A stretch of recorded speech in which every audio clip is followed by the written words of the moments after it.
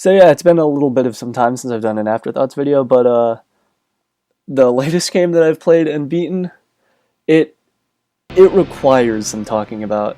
So to preface this, I'll say if I feel a little bit under the weather, it's because I do have a slight sore throat, and not too long ago, I did eat enough food that made me feel physically uncomfortable, which is incredible. But the game I'm talking about, as you obviously can see, is Killer7. What is Killer7? Oh, isn't that the question? What is Killer7? I bought this game a while back because I had always heard about it, and I had always been... Well, I say I heard about it, but I heard that the game was kind of weird, and that was really about it. And I started the game up, and yeah, there is no way you can prepare for what this game is. I'll read the back of the box. Killer7 is a hard-hitting, surreal action-adventure game starring Harmon Smith, a mysterious assassin who can harness the unique powers of his 7 personalities. Working together, these personalities are the Killer7. So, yeah. Surreal is not even close to an adequate way to describe this game. In terms of gameplay, it's kind of an on-rails, linear-ish shooter. I say ish because it's got kind of the adventure game puzzle system where you can walk around. You walk around a very certain directed path. You don't really stray. You move forward and backwards, but you can split off into separate branching paths. Some going up to a place to figure out what the object is that you need to advance, or where you need to use a specific persona, something like that. Yeah, that's, in terms of gameplay, that's about it. But still, describing that doesn't seem that it's... Describing it like that doesn't seem like I'm doing it justice. I don't know.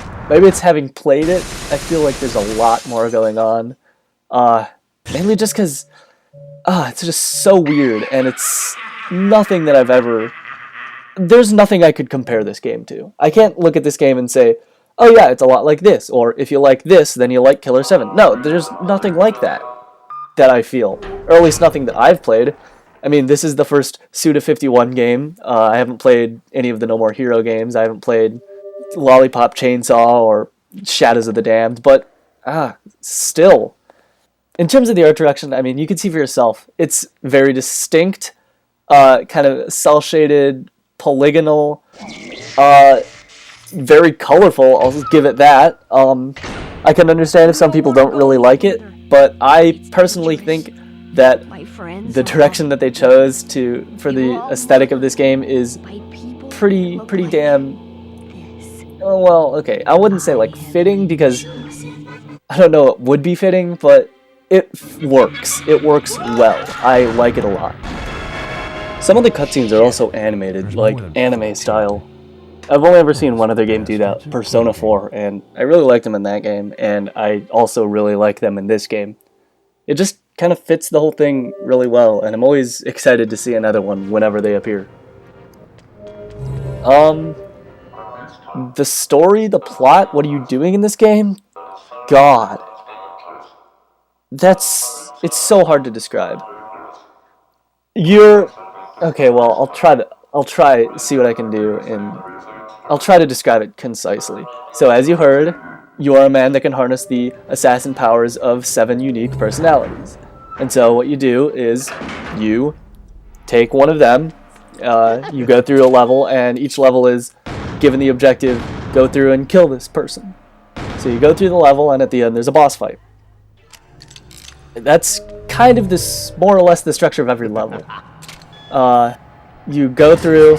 I wouldn't necessarily say it's a linear thing, because there's a lot of backtracking, finding this, bringing it back and using it in a certain spot, and then ultimately after doing all that, the exit is unlocked for you, and you collect soul shells or bullets or whatever they're called, and once you get them all, you're allowed to advance on to the boss fight. Now, why is the world like this? Why does the world look like this? If I remember the plot right, and forgive me for not being too perfect with this, I think you can understand my troubles. It's an alternate universe. It's around this time, but all weapons of mass destruction have been kind of banned worldwide. They were shot up in the air and exploded with other nations' explosives. This event was known as something like the Fireworks Day or something. So that happened and everything was alright. And then there was a terrorist organization, and they're like, nah, we're gonna fuck shit up and instill fear in the hearts of everybody. Which they very effectively do, because these people that you kill, the Heaven Smiles as they're called, this terrorist organization, also a disease I believe, is pretty terrifying. When I first started playing this game, I had no idea what was going on. So you don't see them when you are just casually walking through. What indicates to you that you're there is they laugh. And then you pull up your gun, you go into gun mode, and then you like refresh the screen and boom, there they are. And yeah, that's more or less every enemy in the game. How they interact is different, but that's not nearly as important. And so, where do we go from here? What are we doing? Well, it's just figuring out who's behind the Heaven Smiles and who's behind you. This game as a whole is... I mean, you could see for yourself. How do I describe this? Many times when I was playing, people would walk into my room and say, what are you playing? Wow, this game looks really fucked up. And I go, yeah, you're right, it is. Fucking look at it. It's insane. And you know what? I love it. It was not anything I was expecting. And I've said that a lot, but I don't think I could overstate that.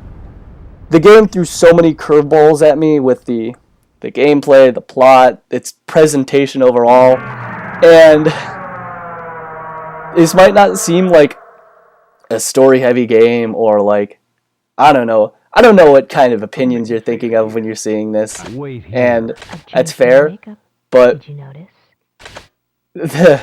oh god, this game had an insane twist ending. The story really threw me for a loop, even though it was kind of hard to understand, and even though at some points I had to look up things and figure out why they were the way they are. It left such an impact on me. Like, this is an unforgettable game, and the story is unforgettable. I don't know, just something about it worked very well for me. I can very easily see why this wouldn't work for everybody, but this is a game that I very much enjoyed. So, honestly, I would...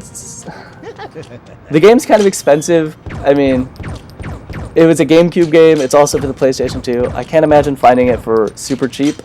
But if you think you could get into a game like this, into a game that honestly has kind of awkward controls, but at least I could get past them, I highly suggest it. I would love for many people to play this game because there's nothing else like it.